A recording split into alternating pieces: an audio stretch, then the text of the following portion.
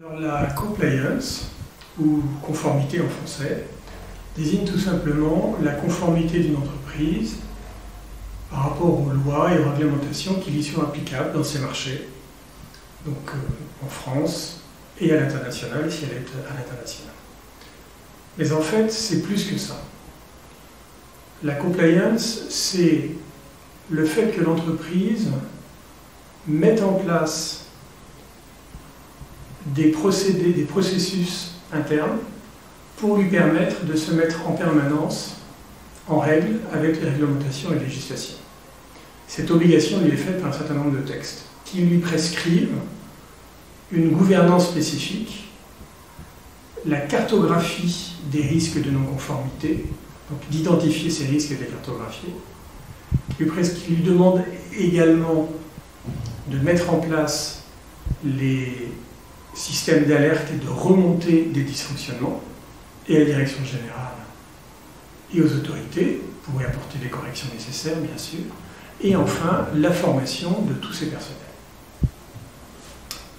Historiquement, la compliance s'est créée par réaction face aux importantes amendes que certaines grandes entreprises ont pu rencontrer en Europe ou aux États-Unis.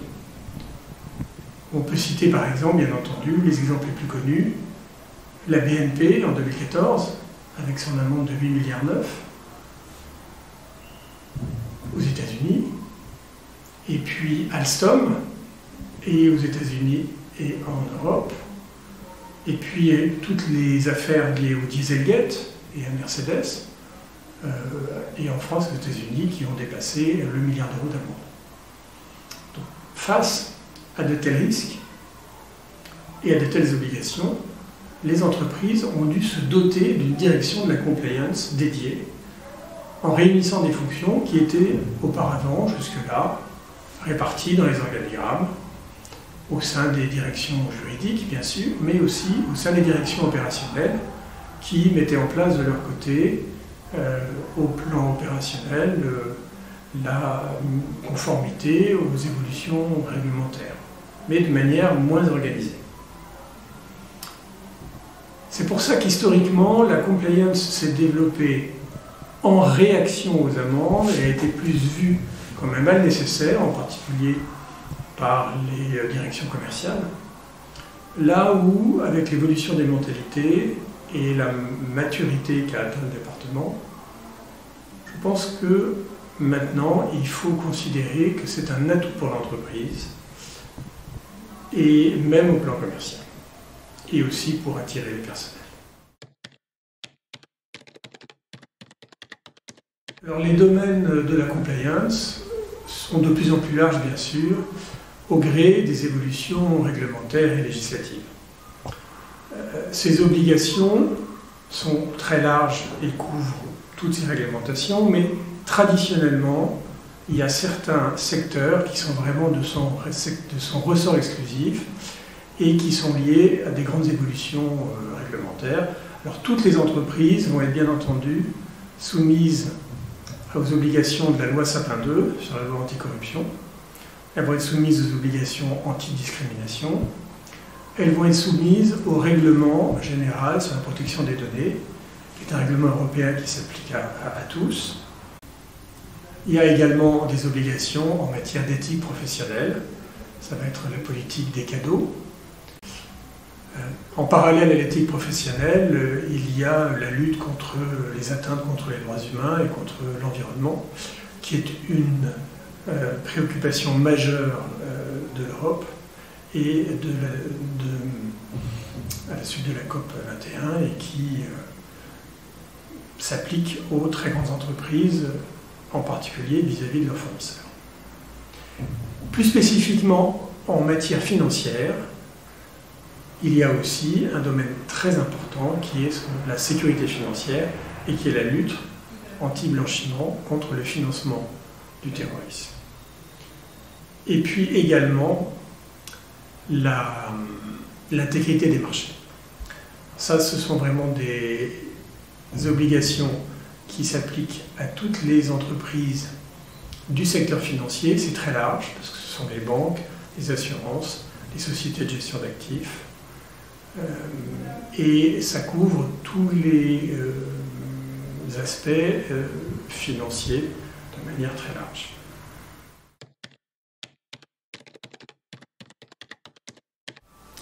Alors, ce que j'appelle le cycle de la compliance, c'est ce que fait un département compliance tous les jours. C'est un cycle complet pour permettre à l'entreprise d'être en permanence en conformité avec les règles. Et ce cycle s'articule autour de 6 stades: prévenir, détecter, corriger, contrôler, rendre compte et animer.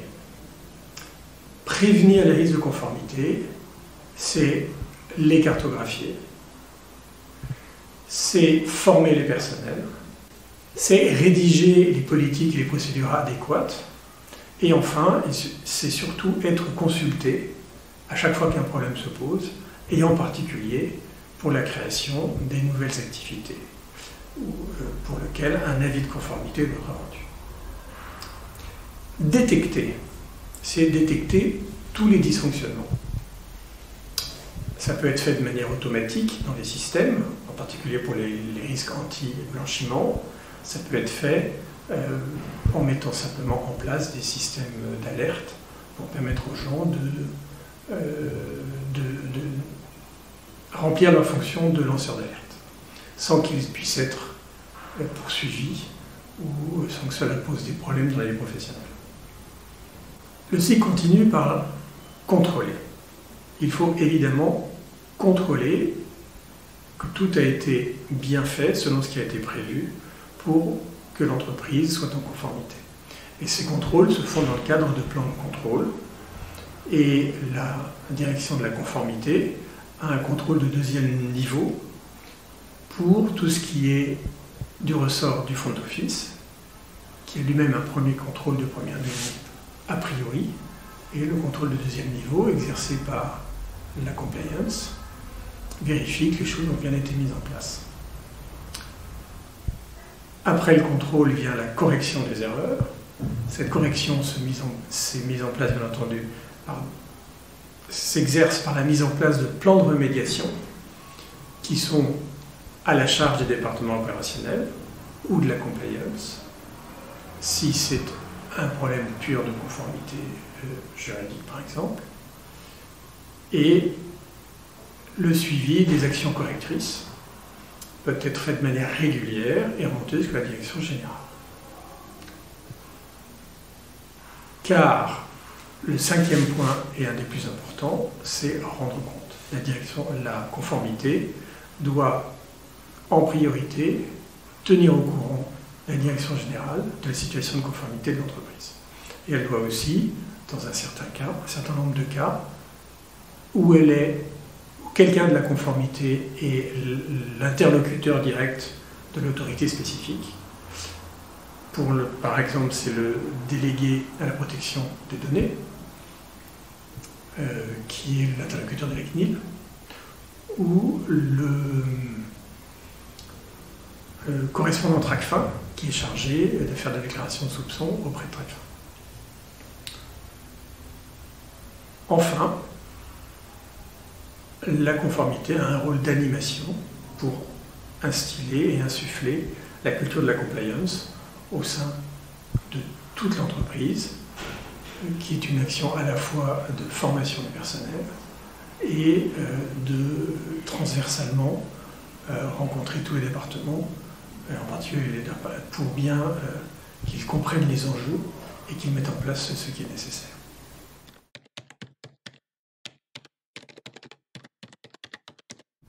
Alors, le rôle du compliance manager dans une entreprise, pour moi, il est tout d'abord et en priorité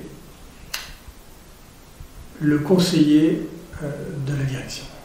Il doit conseiller la direction sur les aspects de conformité et les tenir au courant vraiment de l'état de conformité de l'entreprise. C'est le plus important. Après, dans un deuxième temps, il est aussi le garant de la conformité de l'entreprise. Et pour ça, il doit être connu de chacun dans l'entreprise. La direction, le manager de la compliance ne doit surtout pas être en silo dans son coin, en train de surveiller a posteriori. Il doit, de manière proactive, être connu de tout le monde et être un point d'entrée, un point de conseil, un point d'information.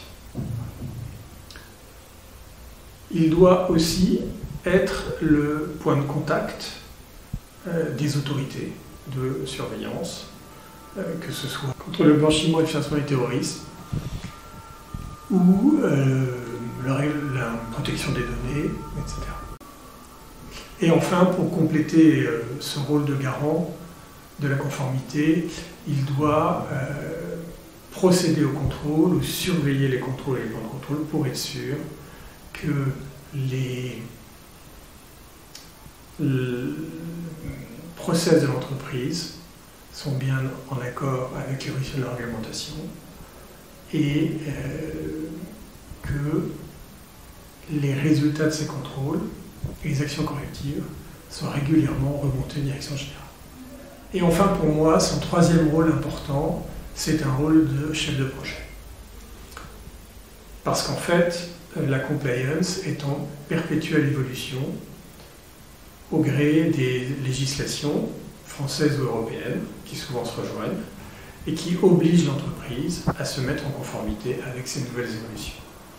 Et pour se mettre en conformité, c'est souvent du ressort de direction opérationnelle, mais le rôle du directeur de la conformité, ou du compliance manager, c'est d'impulser la mise en place et d'agir pour que le projet se fasse sous son égide en relation avec les directions opérationnelles, éventuellement les directions informatiques. Il doit obtenir les crédits grâce à ses contacts avec la direction pour que les choses soient mises en œuvre le plus rapidement, le plus efficacement possible.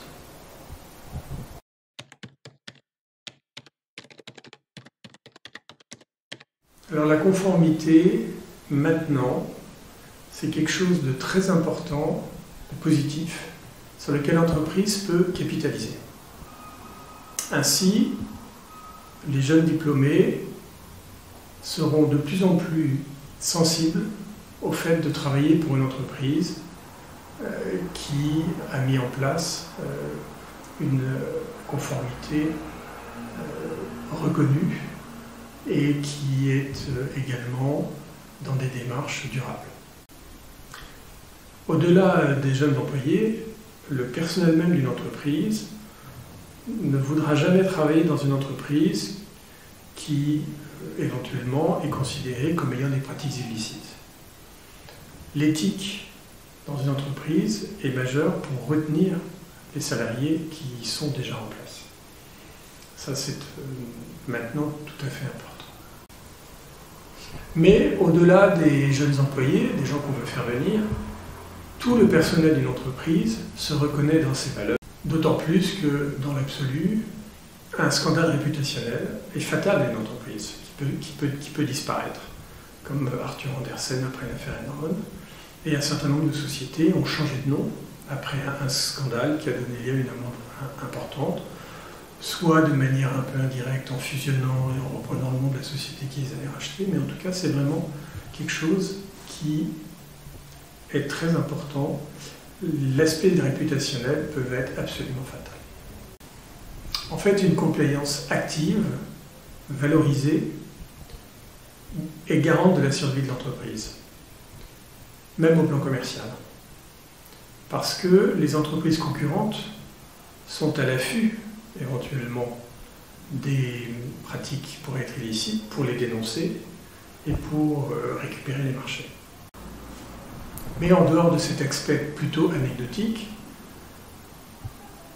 de manière générale, se développe un système de notation extra-financier, de notation éthique, avec des agences, comme Viageo et Etifinance, qui notent de plus en plus d'entreprises au plan éthique durable et qui contribuent à l'attractivité de ces entreprises pour le personnel. Et la principale richesse d'une entreprise reste avant tout son capital humain. Il faut donc promouvoir, et moi c'est ce que je pense vraiment, l'email compliance comme un vecteur d'avenir et d'appartenance, une compliance réussie pour une entreprise, pour une attractivité, à la fois vis-à-vis des personnels et pour sa réputation dans le monde des affaires.